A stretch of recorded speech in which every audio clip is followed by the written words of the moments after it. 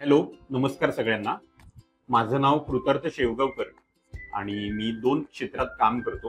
एक म्हणजे मी नाटकामध्ये अभिनय करतो, नाटक भाषांतर करतो, नाटक लिहितो, छोटी छोटी नाटकं, नाटकुल्या दिग्दर्शित पण करतो. त्याच्यामुळे नाटक आणि नाटकाशी निगडीत गोष्टी अशा एका क्षेत्रात मी काम करतो. आणि दुसरं मी ॲडव्हेंचर स्पोर्ट्समध्ये पण काम करतो. तिथे मी ट्रेक लीड करतो, ट्रेक्सला घेऊन जातो किंवा ॲडव्हेंचर जे ॲडव्हेंचर स्पोर्ट्स ज्याला म्हणतात, तर त्या ॲडव्हेंचर स्पोर्ट्सच्या क्षेत्रामध्ये पण मी काम करतो.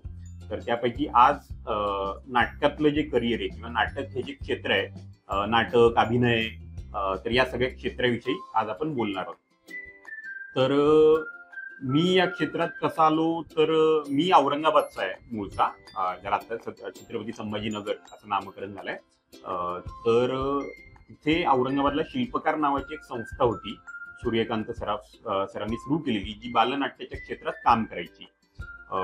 आणि तिथे सगळी जण म्हणजे बालनाट्य तिथे शिकवली पण जायची. दर उन्हाळी आणि दिवाळीच्या सुट्टीमध्ये तिथे शिबिर असायचं. तर ते शिबिर मी लहानपणी असताना, शाळेत असताना अटेंड केलं होतं आणि तिथेच मला नाटकाची गोडी लागली आणि मी त्यांच्याकडे औरंगाबादला असताना अनेक बालनाट्यांमध्ये काम केली 10वी पर्यंत असेपर्यंत.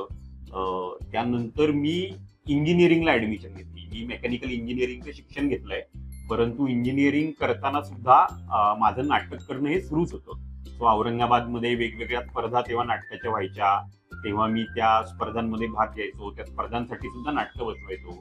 सो बालनाट्याच्या नंतर मी एकांकिका करायला सुरुवात केली औरंगाबादमध्ये. तर औरंगाबादमध्ये मी काही एकांकिका केल्या आणि हे करताना माझं इंजिनिअरिंग मात्र सुरूच होतं. खरं तर मला नाट्यशास्त्राचं शिक्षण घेण्याची इच्छा होती, परंतु त्याच्याविषयी फारशी माहिती मला काही नव्हती आणि जी माहिती होती ती तुटपुंजी होती. आणि अनेक म्हणजे जसं पुण्यामध्ये ललित कला केंद्र नावाचं केंद्र होतं, पुणे युनिव्हर्सिटीमध्ये, अशी काही ठिकाणं मला माहिती होती की जिथे नाटकाचं शिक्षण मिळतं, परंतु त्याच्यानंतर पुढे जाऊन त्याच्यात करिअर कसं करता येतं किंवा पुढे काय त्याच्यामध्ये संधी असतात याची काही कल्पना नसल्यामुळे किंवा कमी कल्पना असल्यामुळे थोडं सेफ राहावं म्हणून मी इंजिनिअरिंग करण्याचा निर्णय घेतला होता. परंतु जसं जसं मी इंजिनिअरिंग माझं पूर्ण होत गेलं, 3rd इयर 4th इयर पर्यंत, तोपर्यंत माझ्या असं लक्षात आलं की ते काही मला फारसं तेवढं आवडत नाहीये आणि नाटक करणं मला जास्ती आवडतंय. तर म्हणून इंजिनिअरिंग केल्याच्या नंतर 4 वर्षांच्या नंतर मी निर्णय घेतला की आपण आता थोडंसं प्रयत्न करून पाहूयात की नाटकाच्या क्षेत्रात आपल्याला काही जमतंय का. असं म्हणून मग मी औरंगाबादवरनं इंजिनिअरिंग करून मी पुण्याला आलो आणि पुण्याला येऊन मी आधी नोकरी करायला लागलो, कारण पोटापाण्याचा प्रश्न पण महत्वाचा होता, पैसे कमवणं पण महत्वाचं होतं.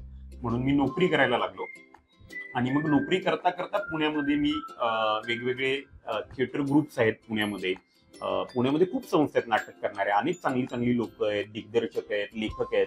तर अशा पुण्यातल्या वेगवेगळ्या गटांशी मी स्वतःला जोडून घेतलं आणि मग इथे पुण्यामध्ये मी अतुल पेठे सरांच्या सोबत नाटक केलं, अनिरुद्ध फुटवड सरांच्या सोबत नाटक केलं. इथं पुण्यात वेगवेगळ्या संस्था आहेत, त्या संस्थांच्या बरोबर मी नाटक केली आणि असा हळूहळू माझा प्रवास होत गेला.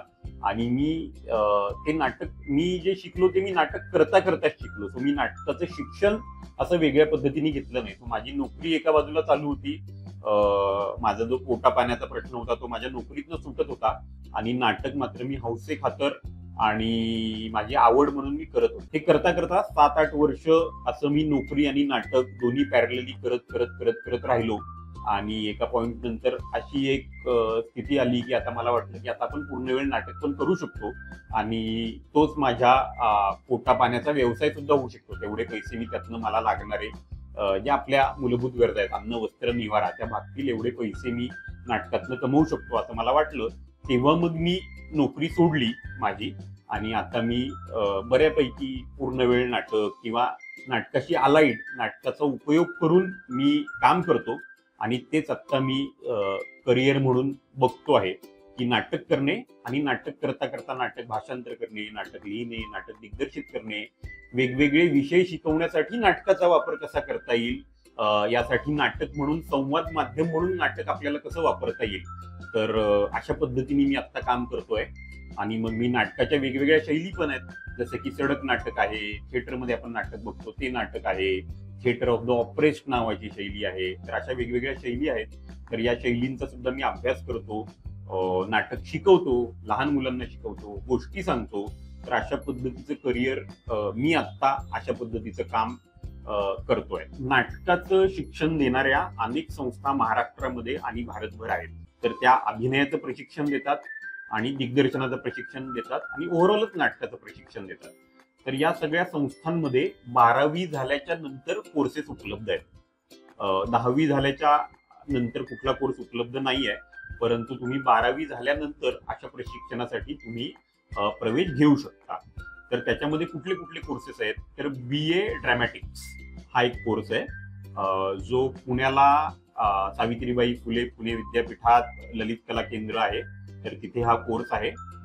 हा BA ड्रॅमॅटिक्स आहे आणि इंटिग्रेटेड कोर्स पण आहे 5 वर्षांचा. म्हणजे 12वी झाल्यावर फर्स्ट इयरला तुम्ही ऍडमिशन घेतली तर BA आणि MA करूनच 5 वर्षांनी बाहेर पडायचं.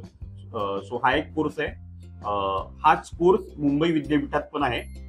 हाच course doctor Babasaheb Ambedkar Marathwada university औरंगाबादला सुद्धा आहे, शिवाजी युनिव्हर्सिटी कोल्हापूरला सुद्धा आहे आणि नागपूरच्या विद्यापीठात सुद्धा हा कोर्स आहे 12वी झाल्याच्या नंतरचा.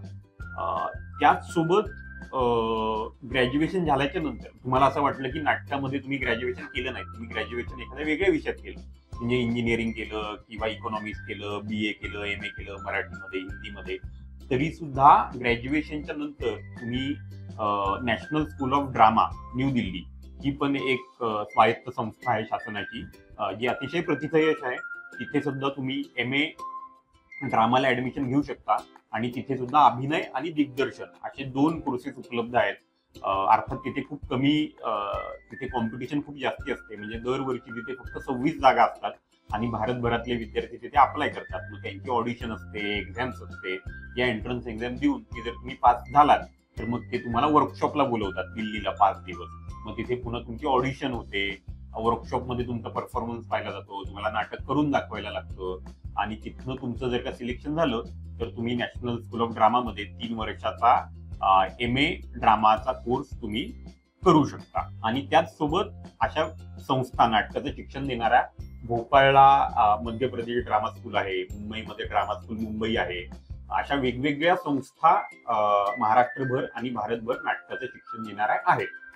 परंतु नाटक करायचं असेल तर या सगळ्या संस्थांमध्ये जाऊन शिक्षण घेतलंच पाहिजे असं पण काही कंपल्सरी नाहीये.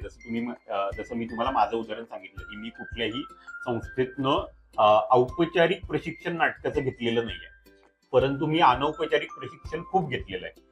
म्हणजे मग वेगवेगळे दिग्दर्शक असतात, वेगवेगळी नाटक करणारे गट असतात, त्यांना जॉईन व्हायचं, त्यांच्यासोबत काम करायचं, प्रत्यक्ष नाटक करून बघायचं, प्रत्यक्ष स्वतःला जे वाटतंय ते नाटक करून बघायचं, 1-4 लोकांना जमवायचं आणि आपल्याला आवडणारं नाटक आपण करून दाखवायचं. असं करत करत करत करत पण शिकता येतं आणि प्रशिक्षण घेऊन पण शिकता येतं.